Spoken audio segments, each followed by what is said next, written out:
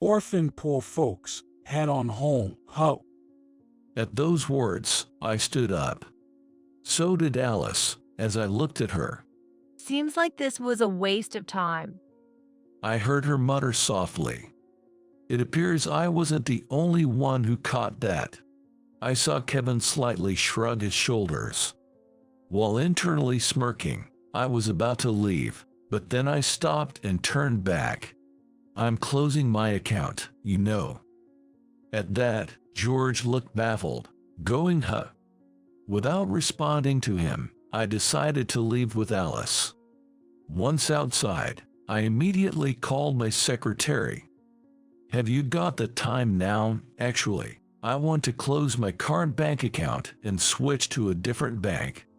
I started the process of account closure right away. Wait a minute. Just as I was about to get in the car, thinking all was done, George came running over in a panic. I stopped and turned around. What on earth did you do? Before me, Alice spoke up. I'm Mike, 41 years old bachelor running a few restaurants. I've always disliked lounging in the executive office, preferring to stand in the shop between work. It all started with the cafe my parents left me. Small as it was a cafe beloved by many regulars. How can I make coffee like you used to, Dad? Well, you've got the basics down. Now you just need that practice makes perfect. I loved the coffee my dad made, always heading straight to the cafe after school. By the time I was in high school, I was working there as a part-timer. I learned daily about brewing coffee and making snacks. Those days felt genuinely happy. But that all came to an abrupt end in my third year of high school. What? Why did this happen to Mom and Dad? Leaving the shop to me and the employees, my parents went out to buy supplies. They had just informed me they managed to buy the coffee beans they wanted. Their car was hit by a drunk driver, losing control and crashing. Trapped between a utility pole and the colliding vehicle, my parents were gone. Mike, where are Mom and Dad? They've gone to a faraway place. Alice, only 5 at the time, couldn't grasp what happened to our parents. At a loss for words, all I could do was hold her. From there, my life took a drastic turn. Our parents were only children themselves, with no other relatives to turn to, and the grandparents who took us in were already up in years. Alice, I'll protect you. Therefore, I gave up going to college to raise Alice. Fortunately, people around me sympathized and helped me out. My grandfather took over the cafe management until I became an adult, keeping the shop for us. The regulars who taught me how to manage it. The college students who tutored me between shifts at the cafe. And the ladies who looked after Alice. With their help, I managed to keep both the precious shop and Alice. Mike, you've got talent, so give it a try.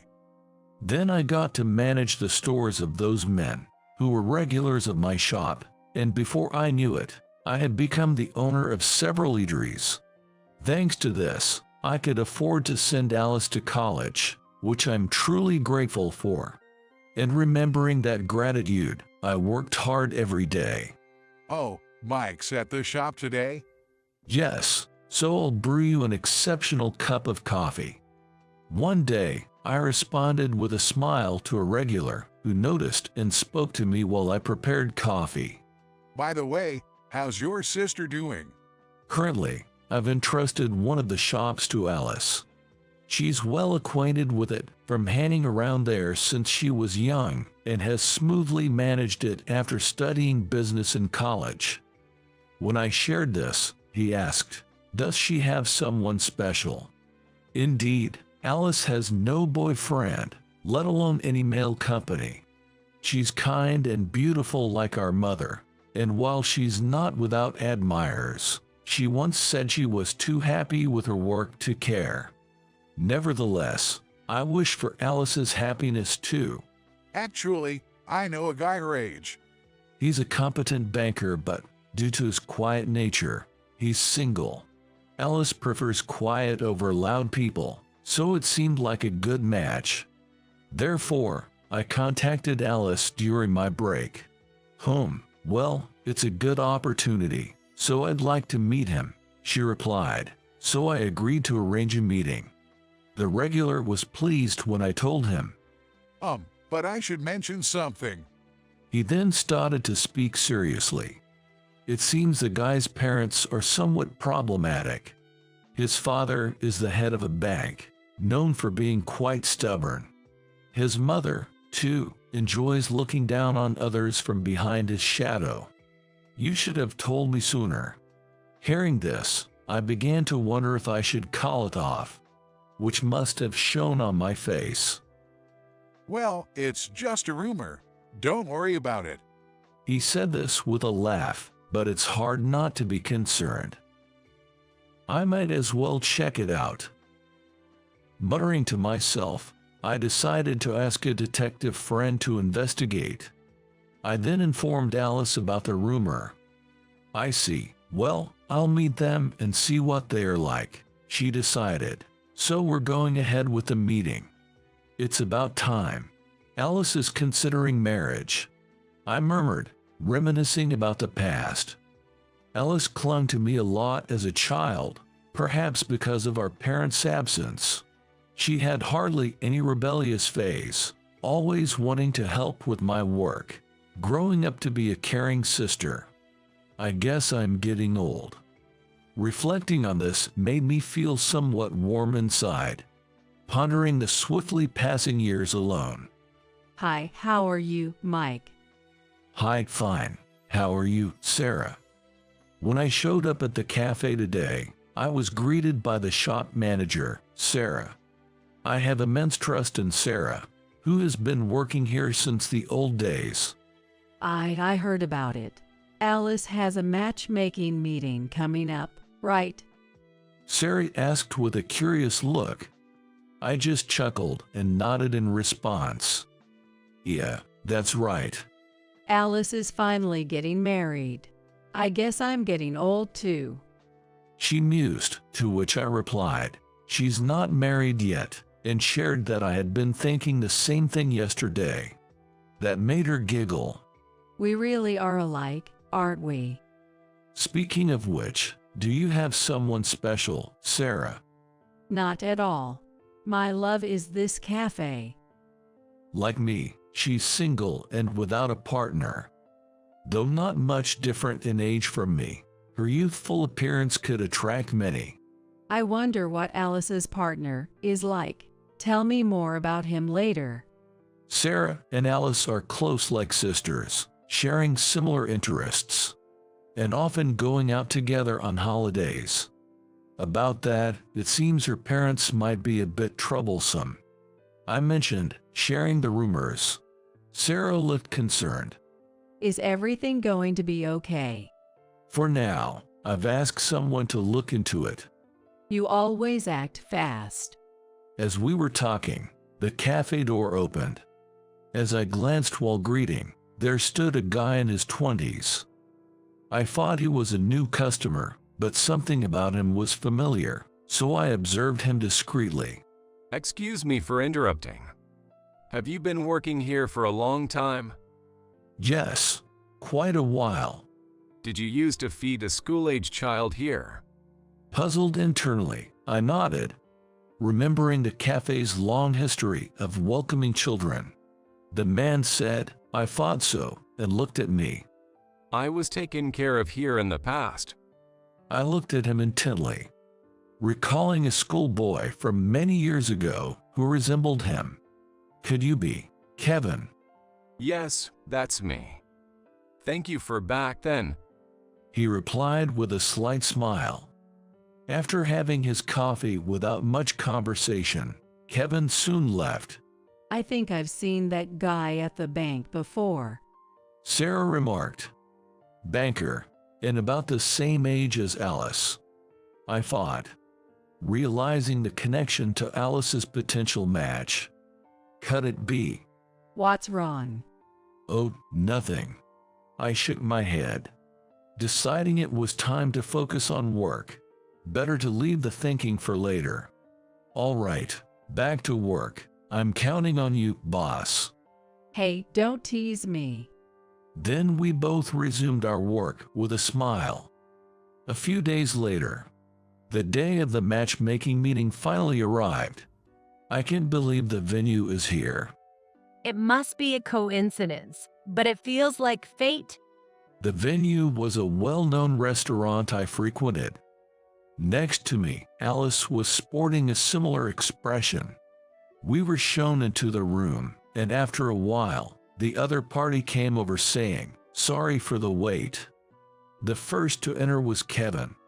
Seeing him, I thought, so it was him. He greeted us with a nod. Next to him, a man looking like his father scrutinized me, making me feel uneasy. Then the meeting began. This is my father, George. The man introduced by Kevin was probably the infamous stubborn dad. The stern-looking man next to him. Pardon me, but you seem young to be a father. He suddenly remarked, "No, I'm Mike, her brother. Pleased to meet you today." I replied with a polite nod, while thinking that I intended to greet properly without even needing to be asked. Our parents passed away when my sister was young. What? An orphan? George exclaimed, surprised by my words. I closed my mouth, taken aback. A pauper without parents is no match for my son. No, we're not poor. It's just that. So think a penniless orphan would match with our family of bankers.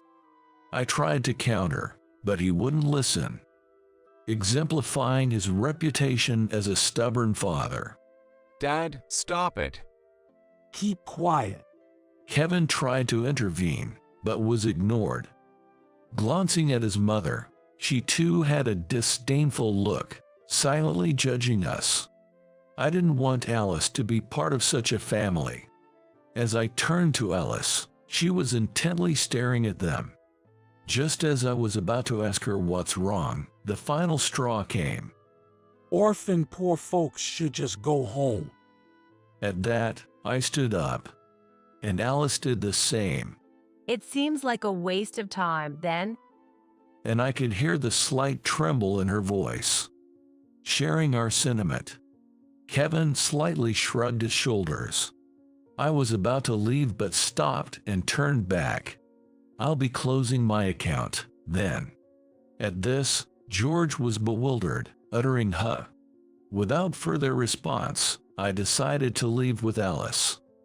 Outside, I immediately called my secretary. "Have you got the time now? Actually, I want to close my current bank account and switch to a different bank." I immediately started the process of closing the account. After finishing the call with my secretary, I turned around to see Kevin talking to Alice. Noticing my gaze, he showed his expression apologetically. Are you done talking? All right, let's head home, Mike. Suggested with a smile. We started walking. Hold on a moment. Just as I was about to get into the car, thinking all was settled, George rushed over in a panic. I paused and turned back. What have you done? George, shouting like that. It seems like they moved quickly. Given the speed, it must have been others who acted while talking. I felt a sense of pride in my team's efficiency. I got a call that an $800 million account was closed. Who exactly are you? Before I could answer, Alice spoke up. You don't know, he's a successful entrepreneur who manages several restaurants. While I thought calling me successful was a bit much, I looked at George's face. He was staring at me in disbelief. It's true, so it got closed, right? Let's go back now. Pulling my arm towards the car, George's expression changed dramatically. I apologize. Please reconsider. If the account stays closed, Our bank will. Ignoring his plea, we quickly got into the car and left. We went home first, changed, and then headed to the cafe. Oh, what brings you two here today? Sarah probably didn't expect us to come today. She seemed surprised to see us. We ordered coffee from her and took a moment to relax. Shortly after, Kevin arrived, saying sorry for being late. He stepped close to us, apologizing profoundly. "I'm sorry for my father's behavior." Alice looked at him with a mix of disbelief and annoyance. That was really rude. How long will you let your father have his way? You need to stand up for yourself. When Alice spoke, Kevin apologized again. It turns out Alice and Kevin went to the same elementary school. Kevin could come to this cafe back then because Alice brought him here. I'm sorry for causing trouble, both in my school days and now. His parents had remarried, and that woman wasn't his biological mother. George was always focused on work, neglecting his family. Kevin's real mother had left him with his father and moved out. Because he never paid attention to his family, Kevin couldn't even have proper meals. That's why Alice, feeling sorry for him, brought him along. After that, we moved, and I couldn't even say thank you. And now I've troubled you again. Apologizing repeatedly and sharing his story, he had finally confronted his father, declaring an end to their relationship. You did well. Despite saying so, Alice had a worried look on her face. To which he replied, "Don't worry. I'll become a man you can be proud of this time for sure." A few days later, I visited the restaurant again. I wanted to apologize for the inconvenience caused that day. "I'm really sorry, especially since you prepared the meal." Don't worry about it. While we were talking, Oh, George suddenly appeared. Why was he here? Seeing my puzzled look, he made an awkward face. why are you here? "This is one of my restaurants." I heard him mutter, so I replied, and he made a face like he'd bitten into a sour apple. After a moment of silence, he suddenly apologized. "I'm sorry for the other day." I was taken aback by his sudden apology. Seeing his remorseful appearance, the intimidating air he had that day was gone. "Would you like to talk for a bit?" Curious about his change, we moved to a private room to talk. After that incident, I was dismissed as the president. It seems the bank was in chaos over the $800 million closure, and he was fired as a consequence. To be honest, I knew about this. His dismissal was part of the conditions to stop the account closure. After being fired, no one was waiting for me at home. Neither Kevin nor his wife were there. Apparently, she was only interested in his title as president, leaving a note and divorce papers saying, "I have no use for you now that you're no longer president." He had time to reflect on his actions, realizing he had done nothing for his family, and that's why no one helped him when he was in trouble. Indeed, your current situation is the result of your own actions. If you had listened to Kevin when he was younger, things might have been different. If he had paid attention to Kevin's words and helped him, maybe Kevin would have been willing to help his father now. Kevin became reserved because George, his father, always dismissed his words, leading him to believe tacking was futile. You still have time. Please think things over carefully. With that, he looked down, lost in thought, and I left the private room. George might not be a bad person at heart. Investigations revealed he was a diligent individual. His reluctance to marry his son to a poor person was likely out of a desire to prevent Kevin from struggling. But his actions were misguided and needed to be addressed. So what happened to the president? He's not yet 60 and is trying to find work. I shared as we talked in a nearby diner, not the usual cafe. In front of us were several children. I managed several eateries and had bought a failing diner to run a children's meal service. And today's my once-a-week day to cook up and serve stew. Sarah was helping out. Wasn't it Kevin who inspired you to start this children's diner? Yeah, you remember well, don't you? Indeed, Kevin was the catalyst for starting this children's diner. When I lost my parents, the support from those around me meant I never struggled for a meal. That's partly why I was shocked, seeing him suffer from hunger right in front of me. Realizing some kids don't get enough to eat. That was when I realized how fortunate I was. Kevin and the kids here might have different circumstances, but seeing him hungry made me want to feed him, leading me to start the diner. The fact that children Alice's age were suffering so much shocked me. About George, I've called him to help out this time. Could it be? Sarah's gaze followed to George, surrounded and puzzled by the children. He probably never really parented before. Unsure how to interact with them.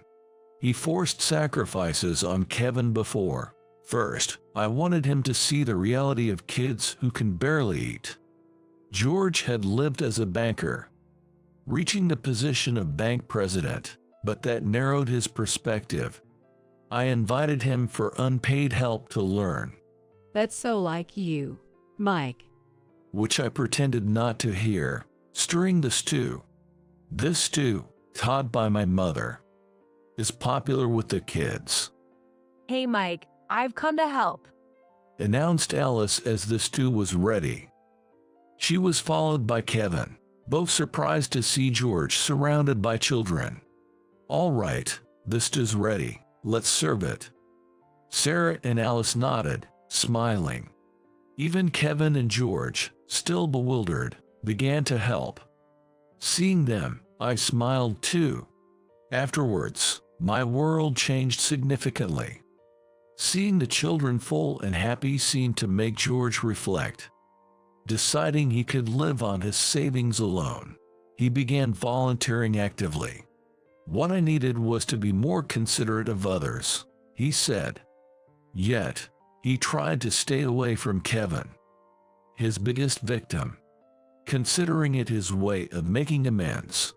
People around think I don't have a girlfriend because I'm quiet, but I've never stopped thinking about you. Kevin confessed to Alice, saying so. Alice accepted, and now they're dating. Maybe it's time for me to move forward. Alice has grown independent from me. I mused, watching Sarah work happily. Years later, I decided to step back from active business management, leaving it to trustworthy subordinates, planning to live more leisurely. If you'd like, would you join me? Yes, I'd love to. I realized I wanted to spend my life with Sarah, so I invited her. Right now, we're living together in the countryside. You and Sarah should get married? Marriage isn't everything. Alice, who married Kevin and had adorable kids, looked at me incredulously, but I ain't about to rush into marriage. But still, Sarah remains someone special, and I plan to live for us both from now on.